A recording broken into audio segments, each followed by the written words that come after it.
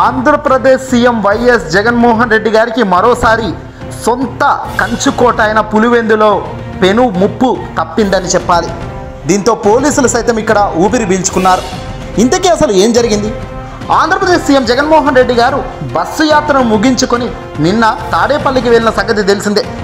ఈరోజు ఉదయాన తాడేపల్లి నుంచి బయలుదేరి పులివెందులకు వచ్చిన వెంటనే ముఖ్యమంత్రి జగన్మోహన్ రెడ్డి గారు భారీ బహిరంగ సభలో పాల్గొన్నారు.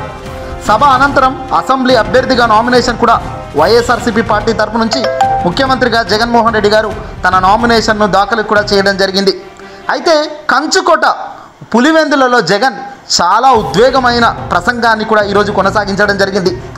తనపై సొంత వాళ్ళే చేస్తున్న పిచ్చి మాటలకు బదులిచ్చారు జగన్. ఇక పులివెందులలో ఇవాళ జగన్ పులివెందుల వైసీపీ అసెంబ్లీ అభ్యర్థిగా నామినేషన్ దాఖలు చేసి వెళ్తున్న తరుణంలో ఒక ఊహించని సంఘటన జరిగింది.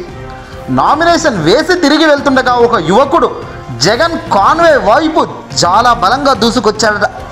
దీంతో అది గమనించిన పోలీస్ బందోబస్తు ముందస్తుగా వాడిని ఇమ్మీడియట్గా పట్టుకోవడం జరిగింది.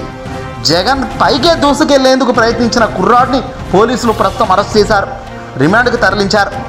ఎందుకు ఇంత వేగంగా కసితో రగిలిపోయి పరిగెడుతూ వచ్చావనే దానిపై ఆరాధిస్తున్నారు.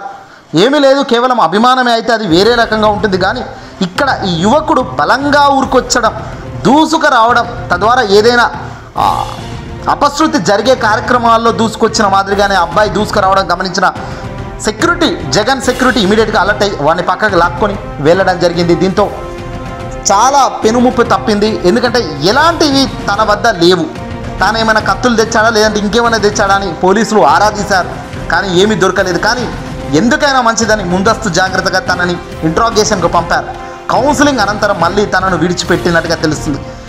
తొందర పడకండి, ఇబ్బందికి గురి కాకండి ప్రజలారా. మీకు మరీ ముఖ్యమైన, ఎందుకంటే రాష్ట్రానికి సంబంధించిన ముఖ్యమంత్రి, ఒక గొప్ప స్థాయిలో నిలబడ్డ వ్యక్తి, నాయకుడు జగన్మోహన్ రెడ్డి గారు సీఎం దగ్గరికి వెళ్ళడం ఒక ఎత్తు, దూసుకెళ్ళడం, తవ్వుకుంటూ అందరినీ దాటేస్తడం, ఏదన్నా అసాంఘిక కార్యక్రమాలు చేసే ఆలోచనలు పెట్టుకోవడం కూడా తప్పు. సరే, జగన్ కలవాలి అనుకుంటాము, అందరం కలవాలి అంటే అది సాధ్యం కాదు. అటువైపు ఉన్నది కేవలం ఆయన ఒక్కటి మాత్రమే. మన వైపు కోట్ల మంది ఆయనను కలవాలి అనుకుంటాం, మన సమస్యలు వినాలి అనుకుంటాం. కానీ కాస్త జాగ్రత్తగా మెదగాల్సిన అవసరం ఉంది. తేడా వస్తే మాత్రం చాలా మన నాయకుడికి ఇబ్బంది. కాబట్టి పోలీసులు సైతం కాస్త గట్టిగా దురుసుగానే ఇక్కడ ఉండాల్సిన అవసరం ఉంటున్నారు కూడా. తాజాగా ఇది ఒక్కసారిగా వైరల్గా మారింది. జగన్ పైకే దూసుకొచ్చిన యువకుడు అంటూ కూడా మనం చాలా సంచలనంగా ఈ వార్తను వెలుగులోకి తేవడం జరిగింది. ఏదేమైనప్పటికీ కూడా జాగ్రత్తగా సెక్యూరిటీ చాలా కదలికలను గమనిస్తూ ముందుకు అడుగులు వేస్తుంది.